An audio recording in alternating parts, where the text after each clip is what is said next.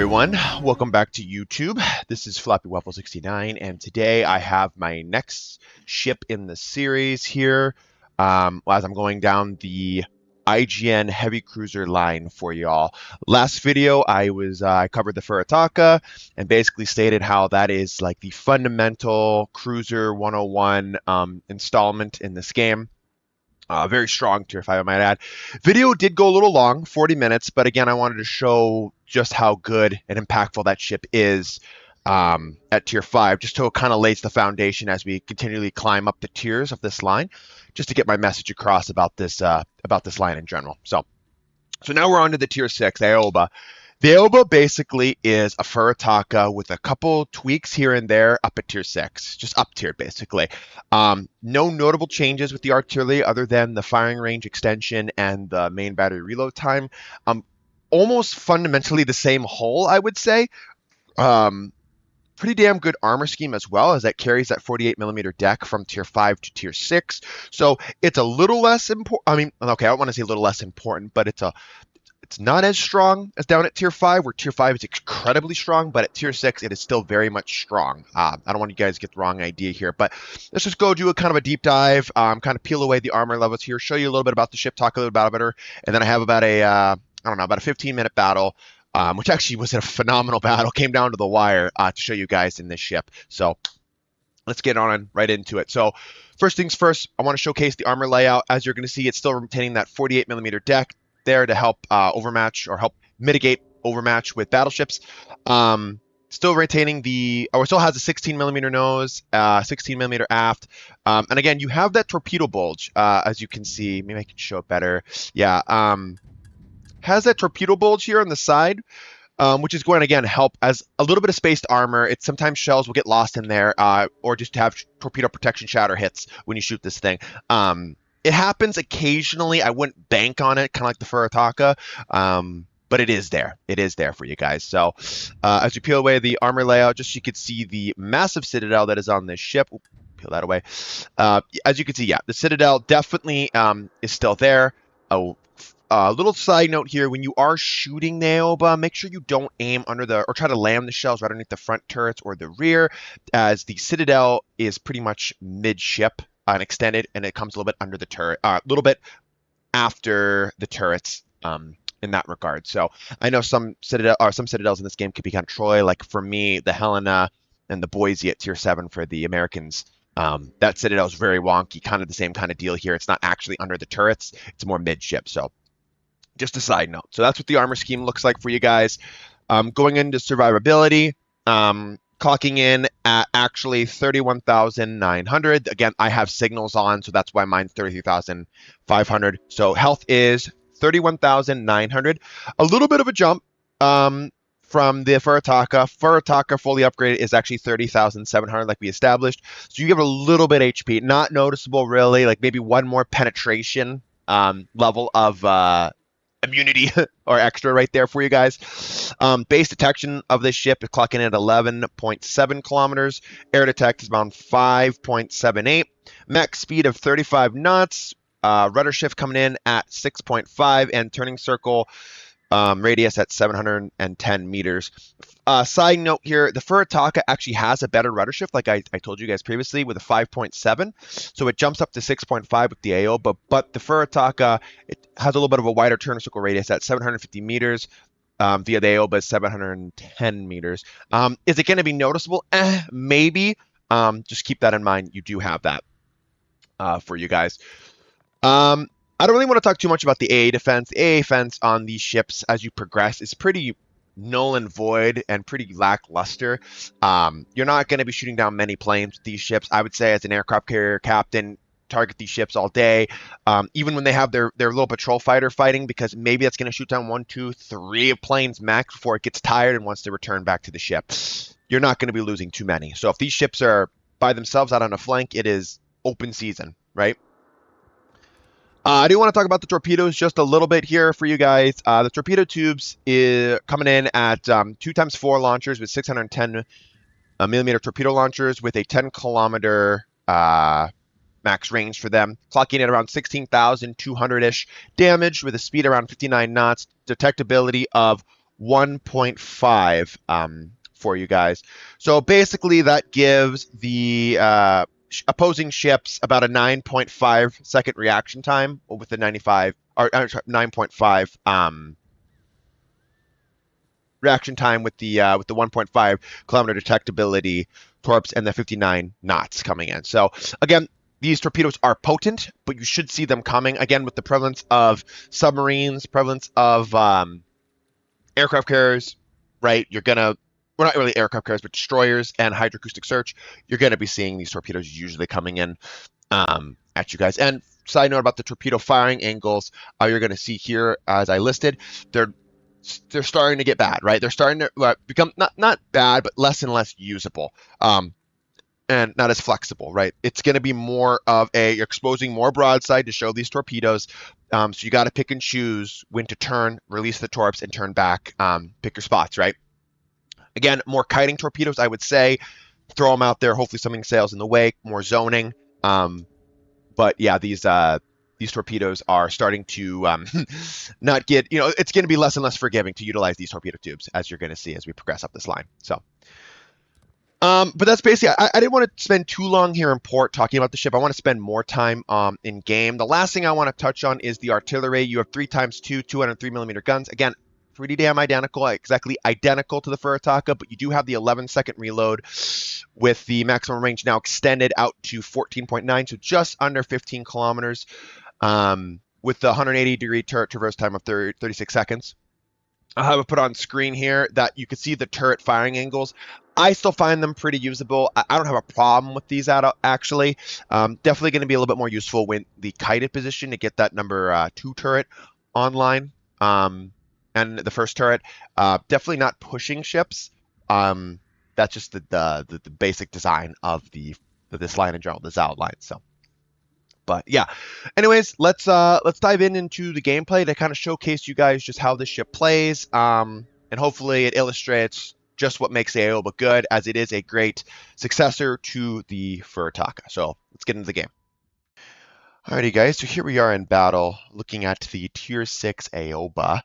Right off the get-go, I want to say this. I think this is a great transition ship from the Tier 5 Furitaka to the Tier 6 here at the Aoba. As you're going to see, and what I kind of illustrated there in port a little bit, is the similarities between the two ships are there's a lot of similarities. You're basically taking a Furitaka and up tiering it to Tier 6 is basically what I've said, and they're just tweaking a couple of numbers. I mean, extending the range to 14.9, making the reload a little bit faster from 15 seconds base to 11 seconds base. The succession from that ship to this ship is honestly great.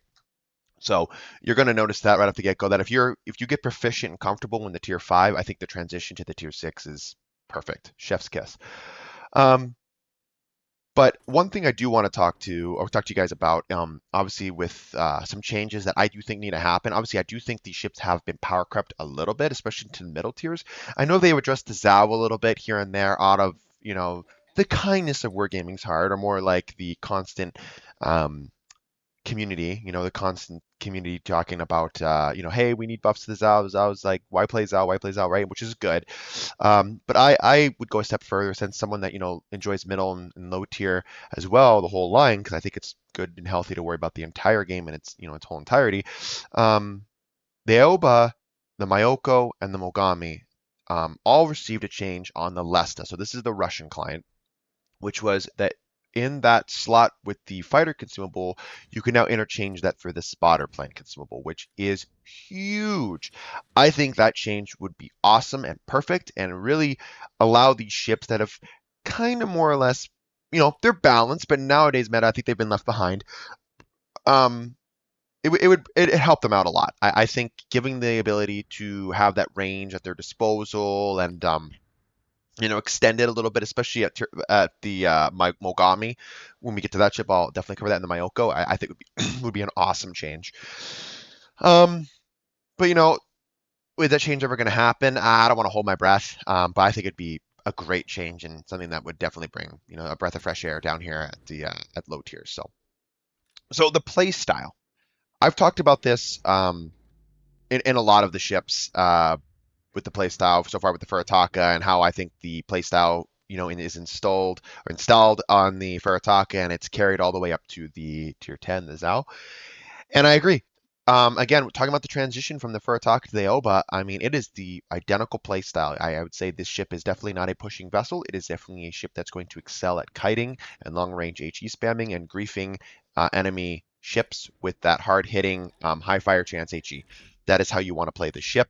Nothing changes. So again, I know I haven't really talked about this in this channel, but I'm not a big fan of free XPing your way past ships. And I think that this is, again, no exception. Learning low tier ships, especially at this line, is going to help carry and improve your gameplay when you get to the Mogami, the Ibuki, and the Zao. Because when you're up at that tier, you're going to be fighting arguably harder competition and theoretically better players. So it's good to learn how to play these ships because that's going to translate up there at top tier for you guys. So. Obviously, shooting the Zao, or sorry, my bad, shooting the Lana with AP on her broadside. Again, you will see overpens every now and then, especially shooting these like super light cruisers. But yeah, you can definitely Citadel ships. These are 203mm guns. Do not forget that. But the thing that I think really makes the Zao line interesting is before I would say 100% just stick with the HE on this ship. But now with how it is and how it's finding an identity within the meta, I think it's definitely benefiting from flip-flopping with armor piercing and HE. Like, yes, you want to be shooting HE 70, 80% of the time just because you're going to be doing more raw, consistent damage. With the HE, but if you're an opportunist, which I do believe these lines are, kind of a stealthier variant, definitely switch swap to the AP because that is going to be crucial for punishing, especially cruisers. But this AP is pretty potent. It can definitely smash broadsides of battleships as well. So that's why I highly recommend you guys take that the tier 1 captain skill gun feeder. Just have the ability to the quicker transition of the HE to AP is huge. Just for that specific reason. So but a captain skill that you're going to see procced later on in the game, which I highly recommend, not only for the Furataka, but along with the Aoba, and I'll explain why I believe this captain skill is so crucial, is the outnumber skill, the tier 4 captain skill. Now, why would I recommend the outnumber? Well, most times I wouldn't, because it's actively encouraging you to position yourself in an unfavorable position, kind of isolating yourself away from your team and surrounding yourself by ships, countless ships wanting to blow you up, right?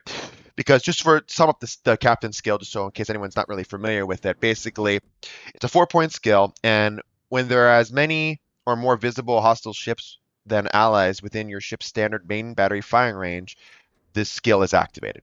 So that would be 14.9 with this vessel, right? So we need more ships than allies within your standard main battery firing range. Okay. So already off the get-go, I don't like that. That sounds like you're taking a big risk. But what do you get? What's the risk via the reward? Well, you get 8% ship speed, which is nice. I like that. But the main caveat, the main reason why I want this skill, when I take the skill, is minus 10% main battery dispersion. Now, why would I want that on the Furataka and the Aoba? Well, they only have 3 turrets and 2 gun barrels per turret for a grand total of 6 guns. 6 guns! That's not a whole lot of shells going down range. So again, we're more of a quality damage farmer, especially at low tier here, than we are a quantity with our DPM, the amount of shells going on down range, right? This skill, again, when you get to like the Myoko, for example, when you're packing, what is it, 10 guns that thing has? 11, something around there?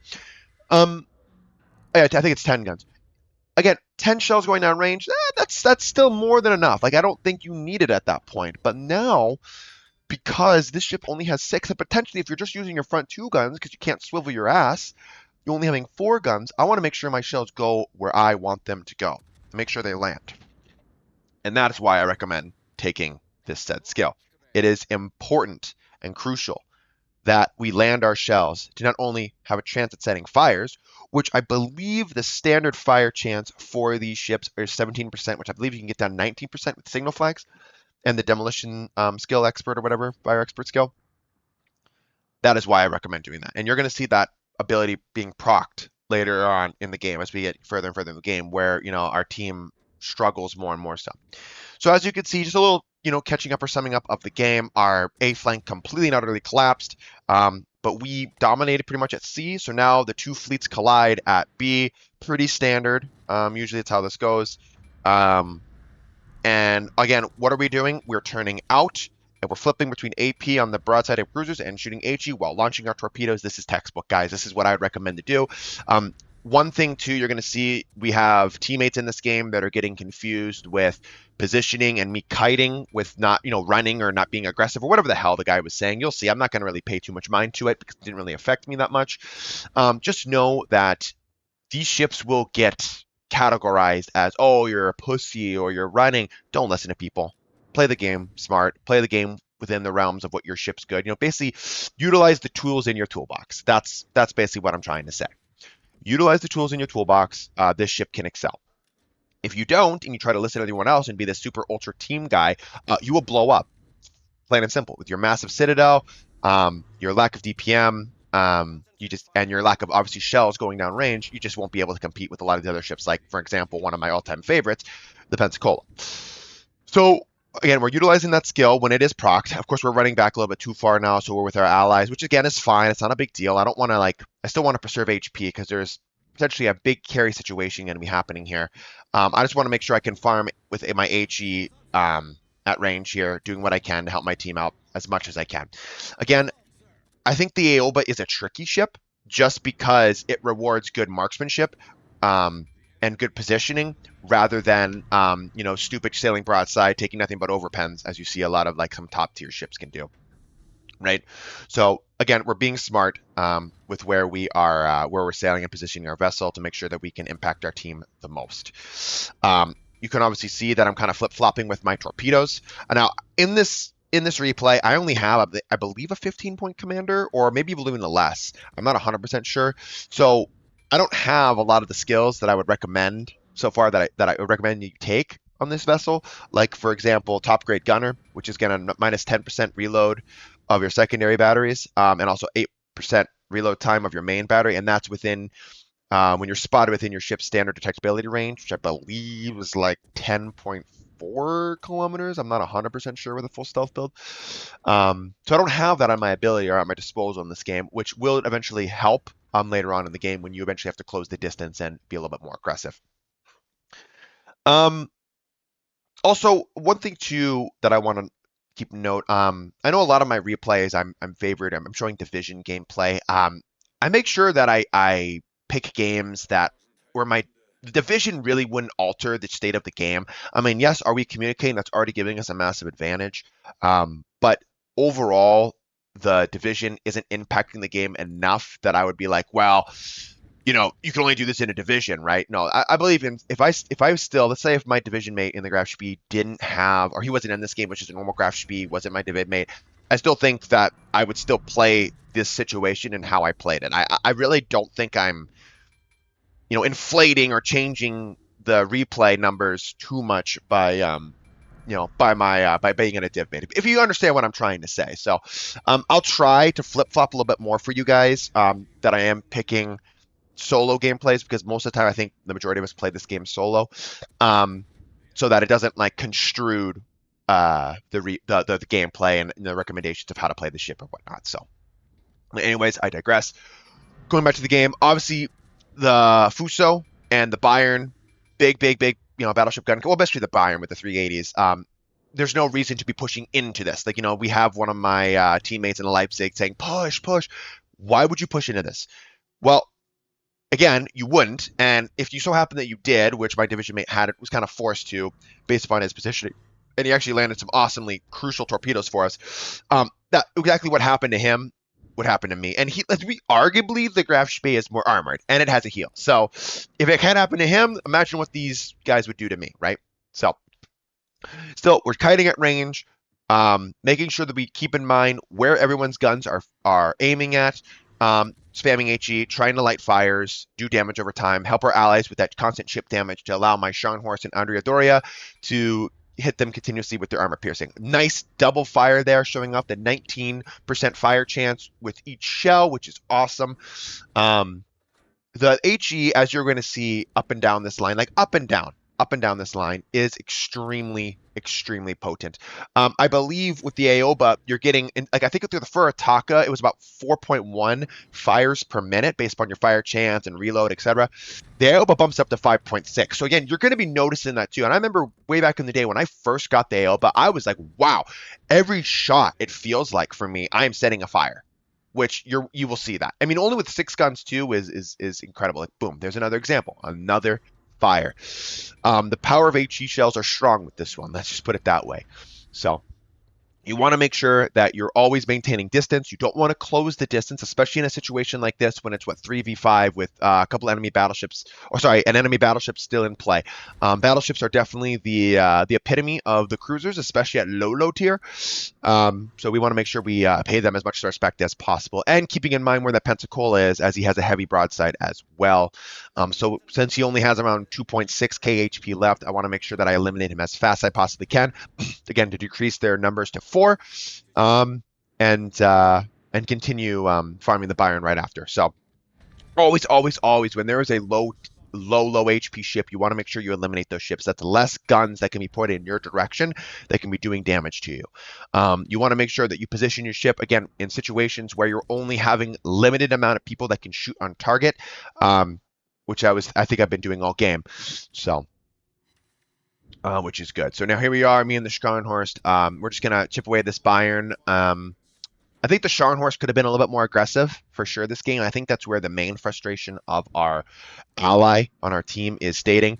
But again, he's just encompassing me on that. But you will see that a lot. I think the IGN light cruiser line and the IGN heavy cruiser line a lot gets categorized as, pussies, or you're out of position, you're running, blah, blah, blah, and so on. So just, again, do not listen to these people. They have no clue what they're talking about when it comes to the ship. Because if I rush at the Bayern, I'd be way less than half HP right now, and there's a good chance that the Uganda or the Icarus could 100% gun me down. So we don't want to do that. We've conserved enough HP where now we can potentially come back and be impactful in this game in an aggressive stance, which is huge. I believe the Uganda has a heal and the Icarus has to stealth. So all the Icarus has to do is stay undetected. But I know he's around here somewhere because I'm still detected within my main detection radius. So I'm going to pop my Hydra. And he appears. He appears. I don't know what. I guess he was trying to maybe issue his torpedo strike with his 7-kilometer torpedoes. I don't know. Clearly a misplay by him. Now my main goal is, because of my lack of DPM and my only 4 guns, I want to keep him lit for the Scharnhorst, especially for the Scharnhorst's secondaries, right? This is the 43 variant, and secondaries are going to be a little bit more potent with the 43 variant. So I'm going to try to close the gap, popped my Hydro to make sure I don't take any PEDs, and I'm going to see if I can spot him for my Sharn. I don't know why my Sharn is turning away. If I was the Sharn, I would have cut in front of that island located at B5, but hey, everyone plays the game differently. I'm not here to critique. It's definitely a misplay. Hopefully he learns something and gets better, right? I guess he could be concerned about torpedoes, but again, 7 kilometers, probably not going to be landing those right from this distance, right? Let's be honest. Again, Icarus, all he had to do was remain undetected. I guess his fear was, well, I should just rip the Band-Aid off because I'm detected anyways. But yeah, we ended up taking him out. Yeah, because I guess the Scharnhorst secondaries were going to farm him anyways, because I had him lit with Hydra, so rip the Band-Aid off. And our 120 millimeter secondaries got the kill, which is amazing. Must be because of the outnumbered skill. No, I'm just kidding. Was not, because the outnumbered skill doesn't do that. That would be the other one, the other skill I'm thinking of, which is the top grade gunner, which we do not have. Blind firing, hey, maybe I get lucky with a fire. I don't know. It doesn't matter. He's definitely not going to be. I'm definitely not going to be spotted, as my smoke firing penalty is pretty low. So again, not too big of a deal there. But yeah, again, game's looking like a loss. We only have 2 minutes left. I mean, they're not going to be gaining any more points with the Leipzig capturing here. I don't know if they would have won this game based upon time and via, but I'm pretty sure they would have. And all the Uganda has to do is not shoot his guns. All he has to do is run, get behind the island, throw out his PEDs or whatever, get behind the island, and just sit there. And there's a good chance he'll win the game.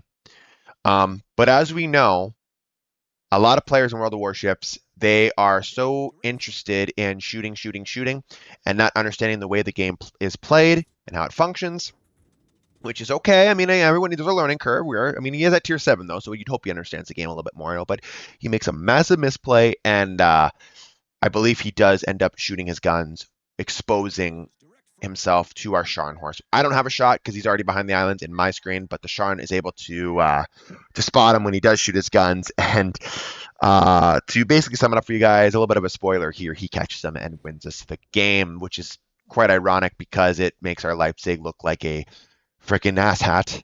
As our Scharnhorst, who has made some misplays, ends up coming through for us and wins us this game with a let's just say RNG's rule, and the guy rolled a double sixes for us. So, what a game! Definitely a game of throws, to say the least, to quote another famous YouTuber. But yeah, this is the Aoba, guys. It is a great ship. I can't recommend her enough. Just going over the general game overall and how she plays. I love her. I think she's great. I can see, though, when you get to your tier 8 games, she is going to be a struggle bus to play. But then again, 90% of the ships in this game are going to struggle when they're double up tiered.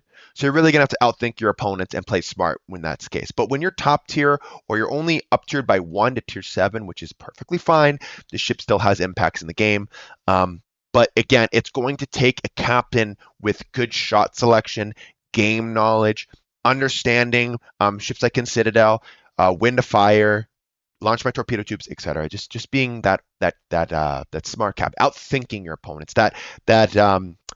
The mental ability with this line, with the Zhao line, I think is one of the more not demanding, but I would recommend understanding the game and learning it, which again, hopefully at the Furtak and the Aoba, these are big learning ships. Again, that's why with this line and the Des Moines line, who are the two lines I would recommend because they were the first two cruiser lines in the game, they're going to teach you a lot, not only about cruiser gameplay, but the variations of cruiser gameplay and how to play cruisers. And not only that, but low tier, I think they transition very, very well from their low tier counterparts to their top tier counterparts. So that's why I would recommend these two lines. And when I do cover the American heavy cruisers, you'll see what I mean. So anyways, guys, just look over the base XP. Pretty impressive. Glad we got her done here. Finishing top of the team is always awesome. It's always nice. A good credit payout. So anyways, I hope everyone enjoyed the video today. I know I did. It was great job filming. Hopefully I didn't babble on too much for y'all and make this video a little bit shorter than the last one. But I'm going to go ahead and keep covering the IGN cruiser line for you guys. I believe I already do have a Zhao review out for you. But yeah, I'm going to keep climbing up my ways up the ranks. The no bullshit commentary here, guys. This is the channel to come to get the non-cherry picked games, that's for sure. So anyways, hope you guys enjoyed the video. I'll catch you all in the next one. Peace.